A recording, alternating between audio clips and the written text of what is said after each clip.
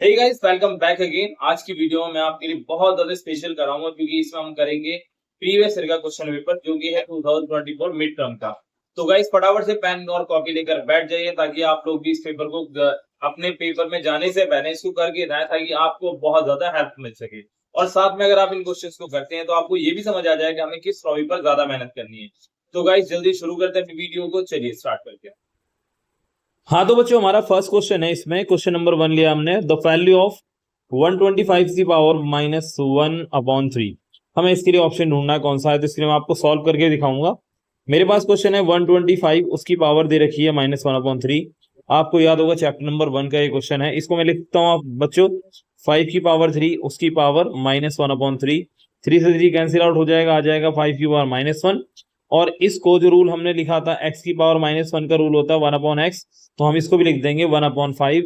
यही आपका correct answer है। तो यहाँ पर आप देख पा रहे हैं आपका ऑप्शन सी एकदम करेक्ट है। आपको समझ आ गया बच्चों। चलिए अपने नेक्स्ट क्वेश्चन की तरफ चलते हैं।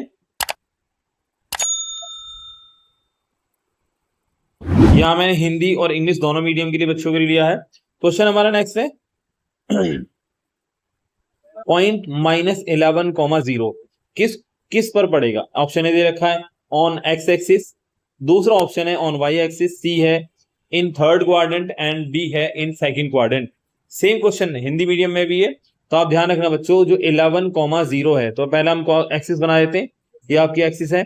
अभी 11 माइनस का है तो मतलब पहले वाली जो वैल्यू होती है कोऑर्डिनेट के अंदर x, y होती है। हमेशा याद रखना जो फर्स्ट वैल्यू होगी हमेशा x की होगी, ये होगी y की। तो मतलब x का 11 है और वो भी कौन सा माइनस में, तो माइनस में 11 कहाँ आएगा, इस वाली लाइन पर आएगा, यानी नेगेटिव एक्स एक्सिस में।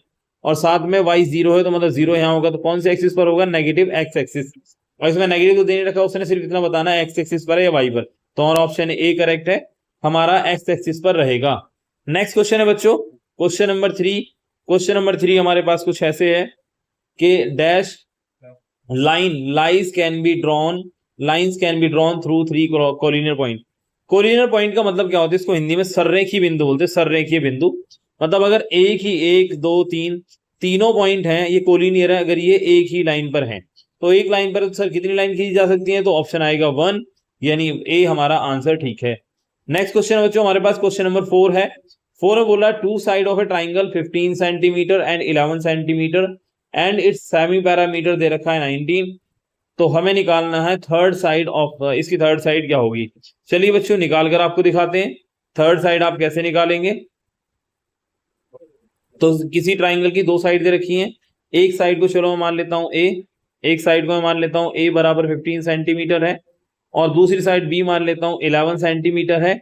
मुझे सी निकालना है। तो आपको याद होना चाहिए सर, पैरामीटर का फॉर्मूला होता है सेमी पैरामीटर का, एस इज इक्वल टू तीनों साइड का सम ए प्लस बी प्लस सी अपॉन में 2। अब आपको सेमी पैरामीटर दे रखा है 19, तो यहाँ 19 रखेंगे, इधर 2 मल्टीप्लाई में आ जाएगा इंटू 2 बराबर में रह जाएगा ए प्लस बी प्लस सी। अब 19 टू 38 होते हैं और ए की वैल्यू हमें पता है कितना है, 15 है, और बी की वैल्यू हमारे पास है 11 और सी हमें निकालना है 15 और 11 कितने होंगे, तो 38 बराबर 5 और 1 6, 1 और 1 2 26 प्लस सी। अब यहाँ सी कितना निकल कर आएगा, 26 माइनस में ले जाएंगे, सी बराबर हो जाएगा 38 माइनस का 26। 8 में 6 जाएगा, बचेगा 2, 3 में से 2 गया तो 1, हमारे पास सी कितना आ गया 12।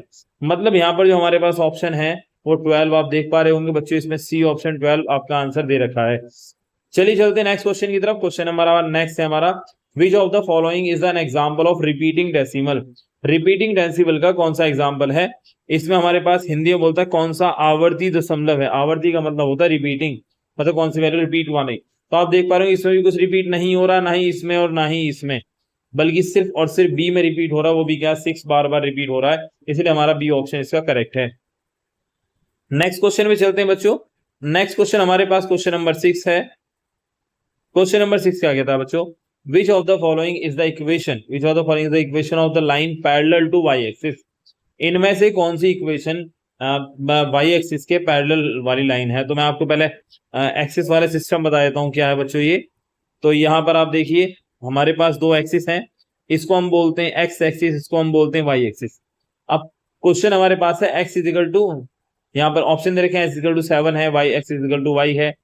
आप याद रखना x इज इक्वल टू के की अगर कोई फॉर्म बनाता है तो वो वाई एक्सेस के पैरेलल आएगा। वाई एक्सिस क्या आएगा, पैरेलल आएगा। तो अगर मैं x इजिकल टू के देखूं तो यहाँ पर सिर्फ और सिर्फ 7 में दे रखा है, यानी x इजिकल टू 7।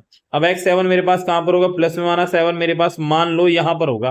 तो अगर मैं इससे कोई लाइन खींचूंगा तो ये लाइन y एक्सिस के पैरेलल आएगी। ठीक है बच्चों, आपको समझ आ गया ना। तो हमारा ऑप्शन कौन सा करेक्ट है, ए ऑप्शन हमारा करेक्ट है। अगला क्वेश्चन है हमारे पास, अगले क्वेश्चन पे चलते हैं बच्चों।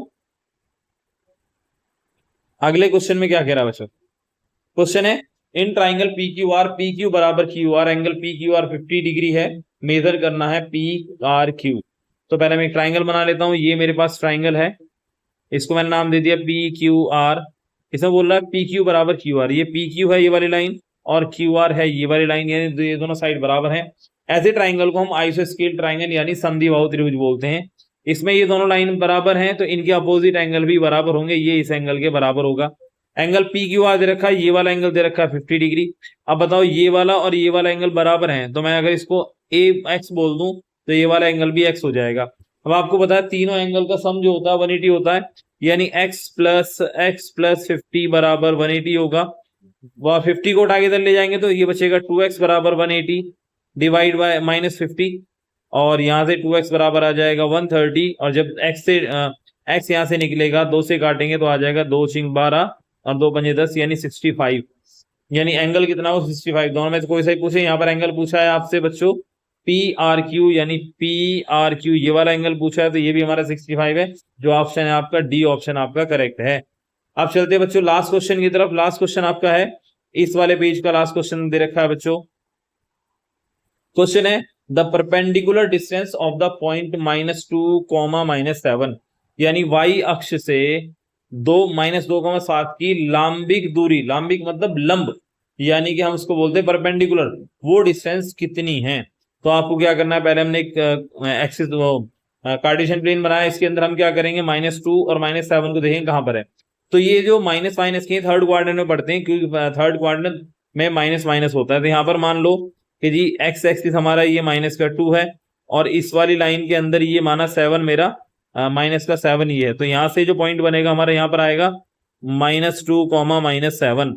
अब ये पूछ रहा है सर वाई एक्सिस से हमें डिस्टेंस दिखा, तो ये वाई एक्सिस है आपकी, इससे परपेंडिकुलर डिस्टेंस इस पॉइंट की ये वाली है, और ये किसके बराबर है सर, इसके बराबर है। तो मतलब ये हुआ कि जो एक्स एक्सिस वाली यानी -2, आपका ऑप्शन कौन सा है, -2 करेक्ट है। यहाँ पर सी आपका ऑप्शन करेक्ट है। ठीक है बच्चों, आपको समझ आ गया होगा। चलते हैं अपने नेक्स्ट क्वेश्चन की तरफ। तो बच्चों हमारा नेक्स्ट क्वेश्चन है, नेक्स्ट पेज पर चलते हैं। Question number 9, Hindi medium English medium दोनों में आपको करा रहा हूं। अगर आपको वीडियो अच्छी लग रही हो, पसंद आ रही है, तो फटाफट से वीडियो को लाइक करें, और साथ में अगर कोई बच्चा नहीं हुआ तो चैनल को सब्सक्राइब करे और शेयर करे अपने दोस्तों के साथ। क्वेश्चन हमारे पास क्वेश्चन नंबर 9 है a solution of the equation. ये इक्वेशन दे रखी है x + 2y = 4। ये आपका क्वेश्चन एनसीईआरटी का क्वेश्चन है। इसमें आपसे पूछा है कि सर इनमें से कौन सा पॉइंट सही है। तो आपको क्या करना है, इनमें देखोगे कोऑर्डिनेट दे रखे हैं, पहला जो x का है, दूसरा y का है, तो इनमें से एक पुट करो, दूसरा निकल कर आना चाहिए। जैसे कि फर्स्ट को ट्राई कर लेता हूं। मेरे पास इक्वेशन है x + 2y = 4। अगर मैं x की वैल्यू देखो, यहाँ पर ये जो कोऑर्डिनेट दे रखा है 0, 2, तो इसमें ये वाला तो हमारा x है और ये वाला कोऑर्डिनेट हमारा y है। तो मैं चलो 0 पुट करता हूँ, x की जगह 0 हो गया, प्लस का 2y = 4, तो यहाँ पर बचेगा 2y = 4, और y कितना आ जाएगा 4/2, 2 से काटेंगे 2 आ जाएगा, यानी y की वैल्यू कितनी आ गई 2। तो 0 रखने पर अगर वैल्यू आपकी 2 आ रही है तो मतलब यही आपका ऑप्शन करेक्ट है, ऑप्शन ए आपका करेक्ट है। नेक्स्ट क्वेश्चन पे चलते हैं बच्चों फटाफट से। अगला आपका क्वेश्चन है बच्चों, नेक्स्ट क्वेश्चन है वैल्यू ऑफ 2a⁻2b⁻3 इंटू इसकी मल्टीप्लाई हो रही है। बहुत सिंपल सा क्वेश्चन है, आप देखिए मैं आपको बताता हूं। यहाँ पर लिखा हुआ है 2a⁻2 है, b⁻3, इसको मल्टीप्लाई करा 7a⁻3 b⁻3, सब कुछ मल्टीप्लाई में। तो आपने पहले क्या करना है, 2 की मल्टीप्लाई 47 से करेंगे तो आपका आ जाएगा 14। ए की मल्टीप्लाई ए में करेंगे तो देखो यहाँ बेस सेम है तो पावर ऐड हो जाएगी, 3 और 2 पावर हो जाएगी 5, 3 और 2 5, ए की पावर 5, और लास्ट से हमारा b⁻3 b⁻3, तो b की पावर हो जाएगा 6। ऑप्शन चेक कीजिए कौन सा है, तो यहाँ पर ऑप्शन आपका डी करेक्ट है, ये आपका डी ऑप्शन करेक्ट है। समझ आ गया बच्चों। चलिए नेक्स्ट क्वेश्चन की तरफ चलते हैं।